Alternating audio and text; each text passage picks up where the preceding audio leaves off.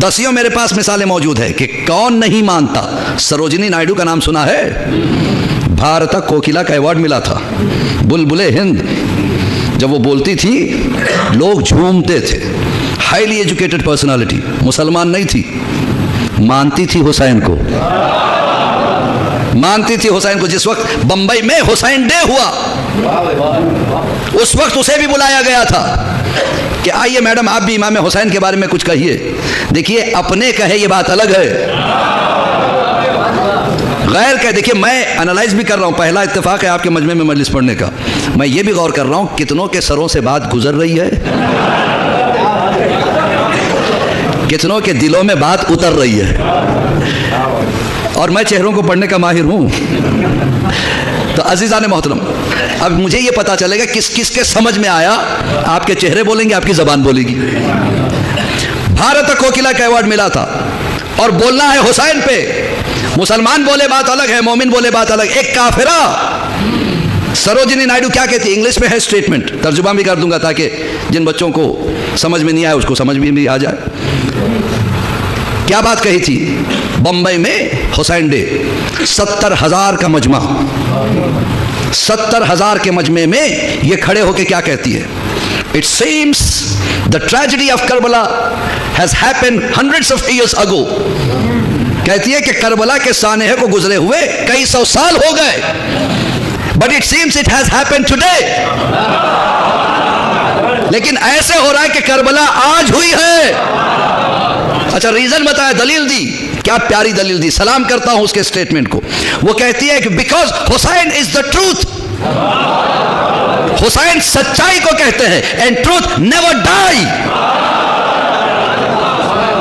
सच्चाई मरा नहीं करती। कौन कहता है कि हुसैन शहीद हो गए? कौन कहता है हुसैन दुनिया से गुजर गए? सरोजिनी नायडू कहती है हुसैन आज भी जिंदा है, और कयामत तक, जब तक सच्चाई जिंदा होगी, हुसैन जिंदा रहेगा।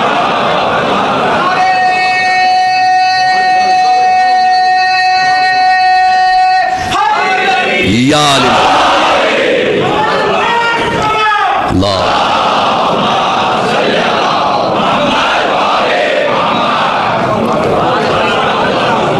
उसी में सरदार करतार सिंह, चीफ जस्टिस पाटियाला के, हाई कोर्ट के, उन्होंने भी स्टेटमेंट दिया था।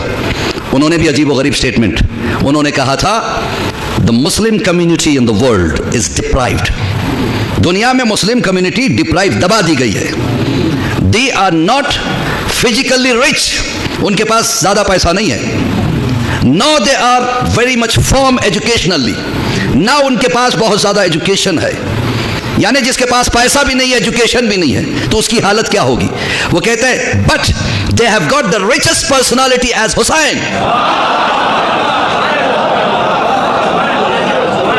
लेकिन उनके पास रिचेस्ट पर्सनालिटी हुसैन की जात है। So they can never be poor, they are the richest community of the world.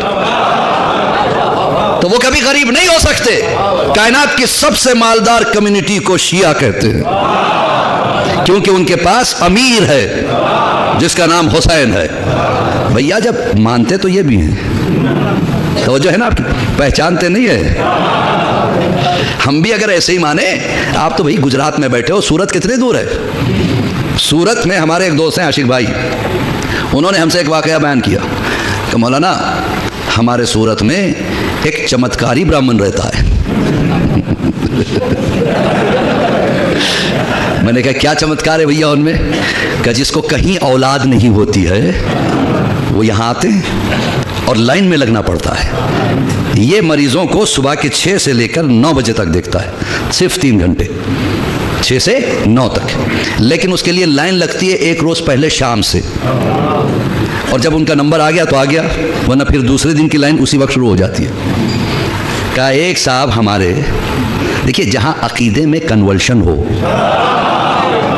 वहाँ यही होता है। वो भी पहुँच गए बेचारे, थके हुए थे, हर जगह इलाज करवा लिया, औलाद नहीं हो रही थी, चले गए वो भी वहाँ पे।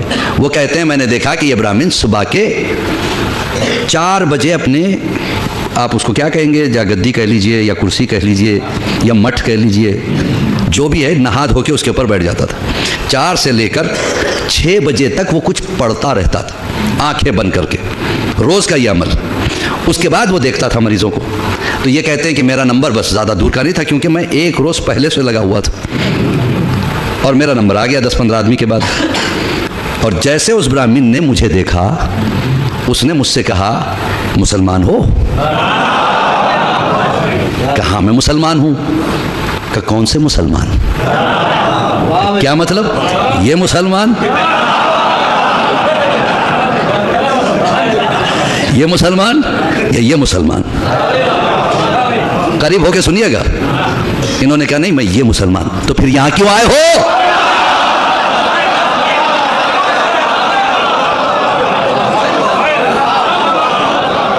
यहां क्यों आए हो? कहने औलाद के लिए। क्या तुम्हारा अकीदा दुरुस्त करो, इसलिए कि जो कुछ हमें मिला है इन्हीं का तो दिया हुआ है। कहने लगे कि मैं घबरा गया। मैंने कहा मुझे समझ में नहीं आया आपकी बात। कहा तुमने मुझे देखा था 4 से लेकर 6 बजे तक मैं कुछ पढ़ता हूँ। तुम जानते हो क्या पढ़ता हूँ? क्या पढ़ते हो? मैं भगवत गीता नहीं पढ़ता, मैं रामायण नहीं पढ़ता, मैं बाइबल नहीं पढ़ता। फिर क्या पढ़ते हो? क्या बस 1,10,000 मरतबा या अली मदद, या अली मदद।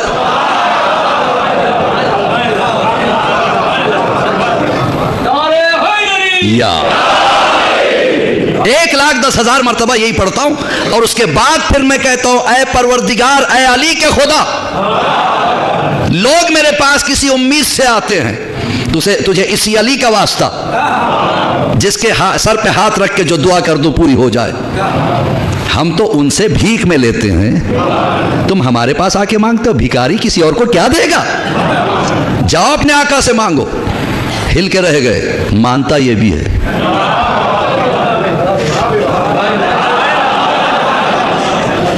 पहचानता नहीं है इमाम को। पहचानने का, चमाड़ी कितनी दूर है आपके यहाँ से? भावनगर के बराबर में चमाड़ी एक जगह है। भावनगर में हमारे एक दोस्त है, उन्होंने ये कहा था कि मौलाना ऐसा ही वाकया यहाँ भी होता है कि चमाड़ी में एक चमार रहा करता था, जात का चमार, लेकिन उसको अल्लाह ने एक करामत दे दी, जिसके घुटनों में दर्द। अच्छा आज तो बूमिंग पे है वो बीमारी, जिसे देखो घुटनों में दर्द। तो जो है ना, अभी तो आज तो सिर्फ जान पहचान हो रही है आपसे।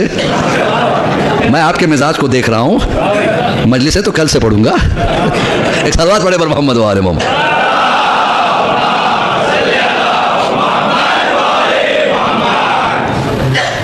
जिसके घुटनों में दर्द, वो वहां जाते थे तो वो कहता था कि जाओ एक नारियल लेके आना और अगरबत्ती लेके आना।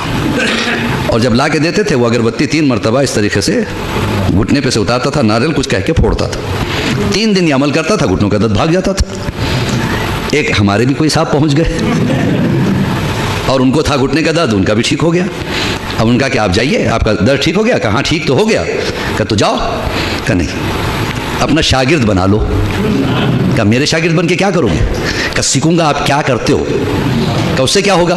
कहा उससे ये होगा कि घुटनों की दर्द की बीमारी चारों तरफ बहुत है, आप तो चार्ज नहीं करते हो।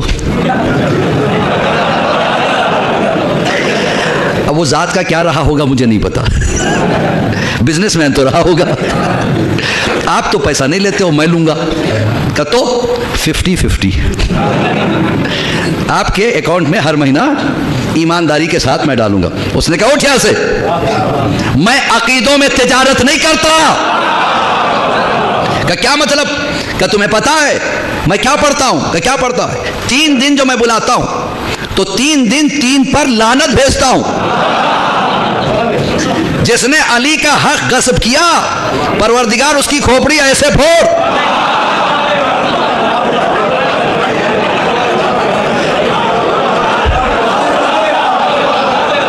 एक सलावत पढ़े पर मोहम्मद वाले मोहम्मद।